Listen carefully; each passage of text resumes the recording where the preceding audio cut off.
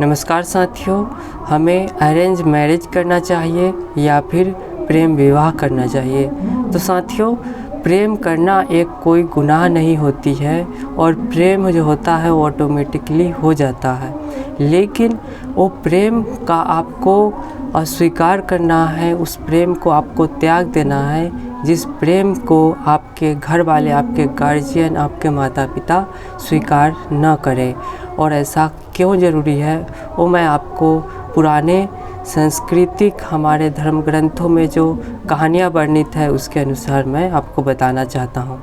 साथियों, जब भगवान रामचंद्र जी माता सीता का जो स्वयंवर रचा गया था उसमें जो प्रतियोगिता थी उसे वो पूरा करते हैं। धनुष पे प्रत्यंचा चढ़ाना था, तो धनुष पर प्रत्यंचा चढ़ाते चढ़ाते धनुष टूट जाती है, यानी कि राम जी कैपेबल थे धनुष पर प्रत्यंचा चढ़ाने में।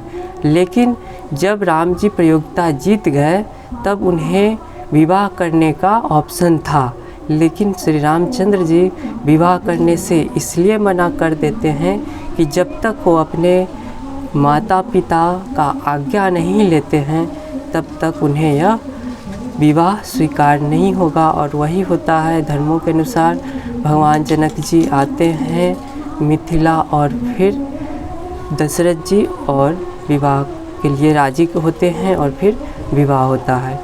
तो यही था, भगवान श्री रामचंद्र जी को माता सीता जी बहुत पसंद थे, प्रिय थे, लेकिन इसके बावजूद भी उन्होंने अपने माता पिता की आज्ञा लेना उचित समझा, क्योंकि हमारे धर्म ग्रंथों में हमारी जो संस्कृति है, हमारी जो सभ्यता है, उसमें बड़ों के इच्छा के बगैर विवाह को मान्यता नहीं दी जा सकती।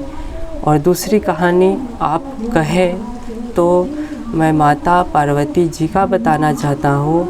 जब माता पार्वती जी शिव जी को अपना पति मान चुकी थी और उन्हें अपना शिव जी से विवाह करने के लिए कठोर तपस्या करती है, सैकड़ों वर्षों तक माता पार्वती जी तपस्या करते हैं।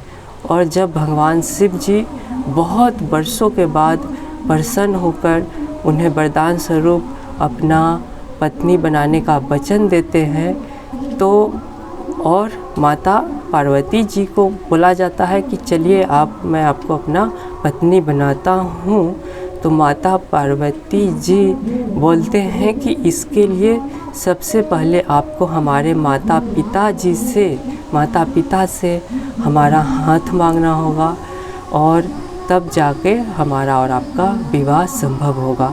तो यहाँ पे भी एक बहुत ही अच्छा उदाहरण है कि कैसे हमारे जो जन्मदाता है, हमारे माता पिता है, वही हमारे लिए पूजनीय होते हैं, हमारे भगवान होते हैं।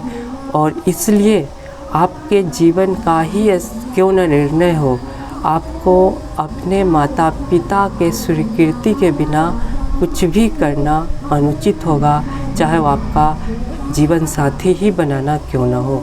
इसलिए सबसे पहला ज़रूरी है कि आप प्रेम कीजिए, लेकिन उस प्रेम को भी आपको ठुकरा देना है जिस प्रेम में आपके माता पिता सहमत नहीं हो, ठीक है।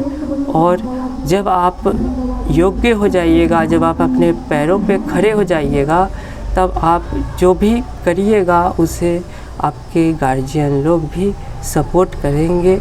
तो इसलिए सबसे पहले अपने आप को योग्य बनाएं, उसके बाद ही इन सब चीज़ों के पीछे पड़े।